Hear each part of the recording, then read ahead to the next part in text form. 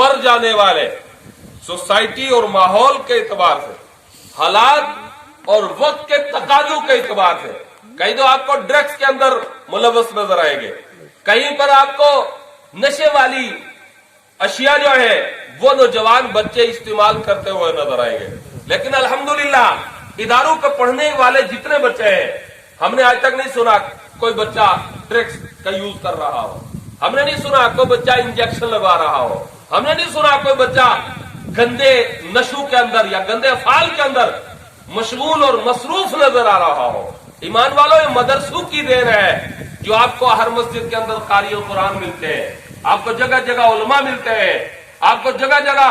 माँ बाप की कदर और मंजिलत करने वाले मिलते हैं। तो मेरी आपकी बारगाह में बड़े मुद्दीवाना अंदाज में रिक्वेस्ट है कि आप इस मदरसे को मजबूत करें। ये मदरसा मजबूत होगा, आपका इलाका मजबूत होगा, ये मदरसा मजबूत होगा, आपके बच्चे मजबूत होंगे, ये मदरसा मजबूत होगा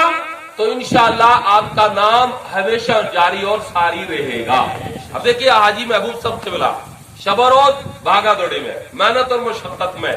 वो अपने लिए कोई प्रॉपर्टी नहीं बना रहे, अपने बच्चों के लिए नहीं कोई वहां पर किला कायम कर रहे हैं, लेकिन वल्लाह करो आप जाकर मदरसे के अंदर देखो कि इनकी लगन, इनकी काविशें, इनकी मेहनतें उस मदरसे के अंदर बाबा में दहल बोल रही है, ऐलान कर रही है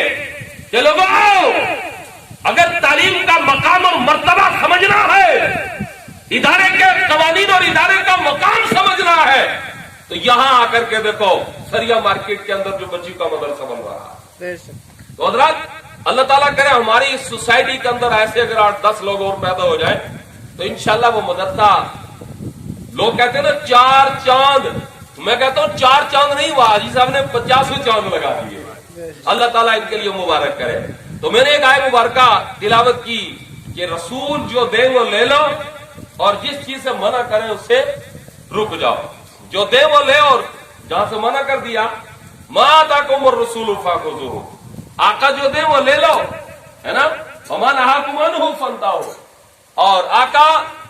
जिस चीज से मना कर दे उससे रुक जाओ। अब मुझे बताओ ईमान वालों, सरकार हमें क्या दे और हम ले ले, और किस चीज से मना करे तो हम रुक जाए। दौलत दे तो हम ले, बिल्डिंगें दे तो हम ले, जाओ हशमत दे तो हम ले, वकार दे तो हम ले, क्या आका हमें क्या दे और हम ले ले, और किन चीजों से मना करे और हम रुक जाए। मुख्तसर और शॉर्टली इसका जवाब यह है कि अल्लाह तबारक व तआला ने आका करीम अलैहिस्सलाम को पावरफुल रसूल बनाकर भेजा, बेमिसलो बेमिसाल रसूल बना करके भेजा। आका करीम अलैहिस्सलाम को मेरे रब ने सरता व कदम अपने आका को मोजा बना करके भेजा, और शरीयत का पूरा निजाम मेरे आका को देकर भेजा। कानून, जिसे कानून खुदा भी कहो, कानून मुस्तफा कहो, उसकी सारी कुंजियां अल्लाह ने मेरे महबूब को अता करके भेजा। मेरे महबूब जिस चीज को हराम कर दे उसको हराम जानो, और जिस चीज से मना कर दे उससे रुक जाओ। अब दूसरी बात यह है हजरात कि अल्लाह ने अपने महबूब का मकाम और मर्तबा कितना बुलंदो वाला बनाया है। इस मिसाल से आप समझें, अल्लाह ने इंसान को दौलत भी दी, इंसान को ताकत भी दी, इंसान को पावर भी दी, इंसान को इत्तफाक भी दिया, इंसान को बावकार भी बनाया। अब ये इंसान हर मामले के अंदर दौलत की बुनियाद पर भी ये देखो कि इंसान, जिस इंसान को अल्लाह ने दौलत दी है, उस दौलत का अगर वो गलत इस्तेमाल करे तो लोग जुआ खेल रहे हैं, लोग शराब नोशी कर रहे हैं दौलत की बुनियाद पर। उसी दौलत का अगर गलत यूज किया जाए तो उसके साथ आप देखिए कि लोग सूदखोरी का काम भी कर रहे हैं। लेकिन यही दौलत अगर सही तरीके से इस्तेमाल की जाए तो इंसान इस दौलत को लगाकर मदरसे भी बनाता है, इस दौलत को लगाकर इंसान मस्जिदें भी तामीर करता है, इस दौलत से किसी गरीब की दस्तगिरी भी हो सकती है, इस दौलत से इंसान सखावत करके ना उस्मान गनी रज़ी अल्लाह तआला अन्हु की बारगाह का सिराज अक़ीदत भी हासिल कर सकता है। अब हाथ है और हाथों की पावर आप ले लीजिए, इसी हाथ से इंसान क्या करता है, अगर इसका सही तरीके से यूज किया जाए तो किसी बेआसरा के लिए आसरा बन सकता है, किसी बेसहारा के लिए सहारा बन सकता है, और अगर जुल्म करे तो इसी हाथ से कत्ल और गारत भी कर सकता है, इसी हाथ से इंसान चोरी भी करता है। इंसान को जो पावरें दी गई है, हम उन पावरों को इंसान सही यूज करे तो वो सही बोला जाएगा, गलत यूज करे तो गलत बोला जाएगा। लेकिन इंसान को, इस हजरत इंसान को कहीं पर यह पावर नहीं دی گئی، چاہے وہ وقت کا کتنا بڑا فقیہ اعظم ہو، وقت کا کتنا بڑا چیف منسٹر ہو، وقت کا کتنا بڑا بھی تاجدار کیوں نہ ہو، لیکن اس انسان کو یہ پاور نہیں دی گئی کہ دنیا کے معاملات کے اندر تو وہ انٹرفیئر کر رہا ہے، انٹرفیئر ہو رہا ہے، ہوتا رہے گا، لیکن اس انسان کو یہ پاور نہیں دی گئی کہ وہ دین کے اندر کہیں اپنی منمانی کرے، دین کے اندر کہیں انوالو ہو، دین کے اندر کہیں انٹر ہو، اور انٹر ہو کر کے کہے لوگوں یہ کام شریعت میں ایسے نہیں، یہ ایسے ہے۔ اب اللہ نے میرے حبیب کو کتنا پاورفل بنایا ہے، آپ دیکھیں گے کہ طاقت کا تو کوئی جواب نہیں ہے، حسن کا کوئی جواب نہیں ہے، آپ کے معجزات کا کوئی جواب نہیں ہے، علم کا کوئی جواب نہیں ہے، لیکن میرے آقا کو رب نے اتنا بے مثال بنا کر کے بھیجا کہ دین کے اندر میرے حبیب جو چاہے اس کو حلال کر دے، جس چیز کو چاہے اس کو حرام فرما دے، دین کے معاملے میں بھی، کیونکہ اللہ نے اپنے حبیب کو دائی بنا کر کے بھیجا، دائی اللہ بن کر آقا علیہ الصلوۃ والسلام تشریف لائے۔ اور اس کی ایک میں مثال دیتا ہوں آپ کو، حدیث پاک اس کی شاہد ہے۔ آپ دیکھیے کہ اللہ نے مسجد حرام کو مسجد حرم بنایا ہے نا، اور حرم شریف کے اندر سے کوئی چیز کاٹنی یا وہاں پر کوئی چیز مارنی قطعاً اسلام نے حرام قرار دے دی ہے۔ میرے آقا نے اعلان کر دیا، میرے جانثاروں یہ حرم ہے، یہاں پر آپ کوئی چیز کاٹ نہیں سکتے، کسی چیز کو دکھ نہیں دے سکتے، مار نہیں سکتے، کوئی تنکا، کوئی چیلا، کوئی پیڑ پودا یہاں سے آپ توڑ نہیں سکتے، کیونکہ یہ حرم ہے۔ جب میرے آقا نے قانون بنا دیا کہ اللہ کا یہ فرمان ہے، یہ حرم ہے، یہاں پر تم کچھ نہیں کر سکتے، تو ایمان والو حضرت عبداللہ ابن عباس سرکار کے چچا رضی اللہ تعالیٰ عنہ اٹھ کر کھڑے ہو گئے، آج کرنے لگے یا رسول اللہ حرم کو حرم بنا دیا گیا، مانا کہ ہر چیز، کوئی چیز یہاں سے ہم توڑ نہیں سکتے، کاٹ نہیں سکتے، قتل و غارت نہیں ہو سکتی، کیونکہ یہ حرم ہے، پر یہاں پر ایک گھاس ہے جسے اذخر گھاس کہا گیا، میرے آقا وہ ہمارے کام آتی ہے، جب ہم اردو کو دفن کرتے ہیں تب بھی کام آتی ہے، قبر میں تختوں کے اوپر اس کو لگاتے ہیں، اور بہت ساری جگہ ہمارے مکانات کے اندر وہ کام آتی ہے۔ میرے آقا اس کی اجازت عنایت فرما دے تاکہ ہم اذخر گھاس جو ہے وہ کاٹ لیا کریں، اس کا استعمال کر لیا کریں۔ میرے آقا نے یہ نہیں فرمایا اور عباس یہ دین مصطفیٰ کا معاملہ ہے، یہ قانون خدا کا معاملہ ہے، میں کبھی تمہیں اجازت نہیں دے سکتا، کیونکہ حرم حرم ہے، لیکن کمال اور پاور دیکھو مصطفیٰ جان رحمت کی، آقا ارشاد فرماتے ہیں جاؤ جاؤ تمہیں اذخر گھاس کاٹنے کی اجازت ہے، تم کاٹ سکتے ہو۔ دین کا معاملہ یہ دیکھیے آپ، اور اسی طریقے سے حضرات یہ تو دین کا معاملہ ہے۔ مجھے بتاؤ آقا کریم علیہ الصلوۃ والسلام کو اللہ نے کتنا بے مثال بنا کر کے بھیجا ہے۔ ایک قرآن کی بات کر کے آپ دیکھ لیجئے کہ قرآن مصطفیٰ جان رحمت صلی اللہ علیہ وسلم کو جس ترتیب سے ملا اس ترتیب سے اللہ نے امت کو وہ قرآن نہیں دیا، امت کو ملا فاتحہ سے، مصطفیٰ کو ملا اقرا سے، تو یہ اللہ نے اپنے حبیب کو پاور دے دیا ہے کہ جس ترتیب سے چاہے اپنی امت کو قرآن عطا فرما دے۔ کیا کوئی دین کے اندر اور انوالو ہو سکتا ہے؟ دین کے اندر کوئی آ کر کے اپنا نظام یا اپنا دھوس جما سکتا ہے؟ نہیں، اللہ نے یہ پاور دی ہے پیارے حبیب صلی اللہ علیہ وسلم کو۔ اسی طریقے سے ایمان والو میرے آقا نے اعلان کر دیا، او لوگو تمہارے اوپر حج فرض ہے، تمہارے اوپر حج فرض ہے، پر یہ نہیں فرمایا کہ زندگی میں ایک بار فرض ہے یا پورا ہر سال آپ کے اوپر حج فرض ہے، مطلق اعلان کیا کہ حج فرض ہے نا۔ تو صحابہ کرام عرض کرنے لگے یا رسول اللہ حج فرض ہونے کا تو اعلان آپ نے فرما دیا، پر ہمیں یہ بتائیے کہ ہم نے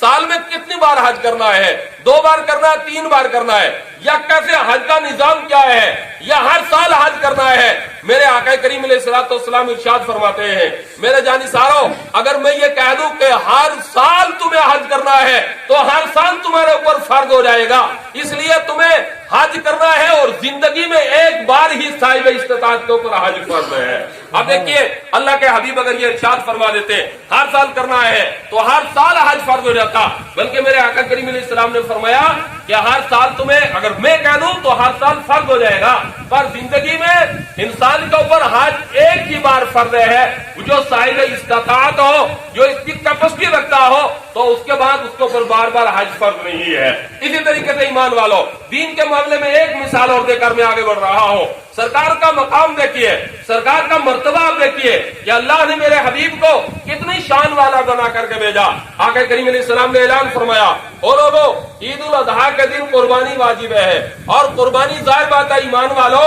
کہ نماز عید کے بعد ہی کی جاتی ہے. جو پہلے نماز عید سے پہلے قربانی کرتا ہے اس کی قربانی نہیں ہوتی ہے. اب میرے آقا کریم علیہ السلام نے جو اعلان فرمایا کہ آؤ عید کی نماز بھی ادا کرو اور تمہیں قربانی بھی دینی ہے, پر ایک صحابی کو مغالطہ ہوا, اس کو پتہ نہیں چلا کہ مجھے عید سے پہلے قربانی دینی ہے یا عید کے بعد دینی ہے. اس نے سوچا جی آج خوشی کا دن ہے, آج مسلمانوں کا متفق ہو کر ایک میدان کے اندر جانے کا دن ہے, ہو سکتا ہے اللہ کی طرف سے کوئی خوشی کا دن ہو, کھانے کا دن ہو. اس نے فٹافٹ ایک بکری کو ذبح کیا. ذبح کرنے کے بعد اس کا گوشت تقسیم بھی کیا, خود بھی کھایا, گھر والوں بھی کھلایا. کھلانے کے بعد وہ چلا گیا عید کی نماز پڑھنے کے لیے. وہاں پر پہنچا تو میرے حبیب کا یہ فرمان سنا کہ عید کی نماز کے بعد قربانی واجب ہے, تو وہ بارگاہ مصطفیٰ میں حاضر ہو گیا. کہنے لگا یا رسول اللہ, مجھے اس بات کی خبر نہیں تھی کہ عید سے پہلے قربانی کرنی تھی یا بعد میں کرنی تھی. میں تو کر کے گوشت لا کے کھلا کر آ گیا ہوں. میرے محبوب صلی اللہ علیہ وسلم نے ارشاد فرمایا عید کی نماز سے پہلے جو قربانی کرے تو اس کی قربانی نہیں ہوگی. تو فرمایا کہ تیری قربانی بھی نہیں ہوئی ہے. تو کہنے لگا یا رسول اللہ, مجھے خبر ہی نہیں تھی, میں نے تو سوچا آج کھانے کا دن ہے, میں تو ایسے کر کے چلا آیا, تو اب کیا کروں؟ فرمایا کہ یا رسول اللہ, اب تو میرے پاس قربانی کے لیے کوئی جانور بھی نہیں ہے, کیپیسٹی بھی نہیں. ہاں, ایک 6 ماہ کا بچہ میرے پاس موجود ہے بکری کا, کیا اس کی قربانی ہو سکتی ہے؟ تو میرے آقا کریم علیہ السلام نے ارشاد فرمایا ہاں, جاؤ اس 6 ماہ کے قربانی بکری کے بچے کی تم قربانی دے دو, پر تم ہی دے سکتے ہو, تمہارے لیے جائز ہے, کسی اور کے لیے جائز نہیں ہے. یعنی اخراج دیکھیے آپ کہ جو مسئلہ ایک صحابی کے لیے میرے آقا جائز قرار دے دے وہ باقی والوں کے لیے نہیں ہے. فرمایا صرف تیرے لیے جا تو قربانی دے دے اور تیری قربانی ہو جائے گی. اب حضرات کسی طریقے سے آپ یہ کہ بات سنتے جائیں, یہ میں آپ کو مثالیں دے رہا ہوں کہ آقا کریم علیہ الصلوۃ والسلام کے صدقے میں جو دین ہمیں ملا ہے, یہ دین, اس کا دین کا مقام دیکھو اور سرکار کی شان بھی آپ سمجھے ایمان والو. فرمایا مولا کائنات رضی اللہ تعالیٰ عنہ حضرت علی کرم اللہ وجہ الکریم کو میرے آقا نے یمن کے لیے آرڈر فرمایا کہ جاؤ تم وہاں پر قاضی بن کر کے جاؤ, قضات کا معاملہ تم نے کرنا ہے, فیصلے تم نے کرنے ہیں, وہاں لوگوں کے جتنے معاملات ہیں ان کو سلجھانا ہے. مولا کائنات بارگاہ مصطفیٰ میں حاضر ہوئے, یا رسول اللہ آپ کا آرڈر ہے کہ مجھے قضات کے لیے جانا ہے, قضات کرنی ہے, جا کر فیصلے کرنے,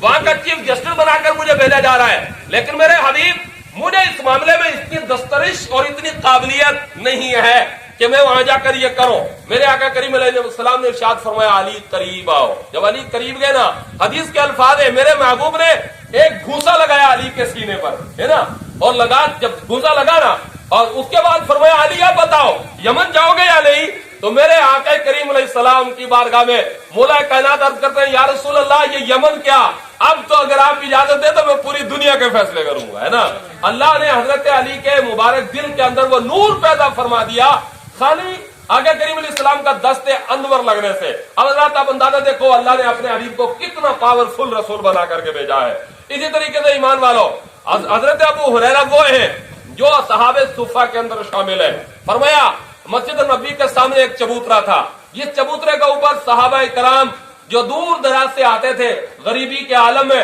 اور آ کر تعلیم حدیث, تعلیم قرآن مصطفیٰ جان رحمت صلی اللہ علیہ وسلم سے حاصل فرماتے تھے. فرمایا اس چبوترے کے اوپر کبھی تو 70 اصحاب صفہ ہوتے اور کبھی تعداد بڑھ جاتی تو 200 تک بھی ہو جاتے ہیں نا. فرمایا حضرت ابو ہریرہ رضی اللہ تعالیٰ عنہ پیارے حبیب صلی اللہ علیہ وسلم کی بارگاہ میں گئے, یا رسول اللہ جو حدیث سنتا ہوں بھول جاتی ہے, جو بیان آپ کا سنتا ہوں بھول جاتا ہے, سمجھ میں نہیں آتا, یاد نہیں رہتا, اور کیا کروں, میرے لیے دعا فرما دے. میرے آقا کریم علیہ الصلوۃ والسلام نے ارشاد فرمایا ابو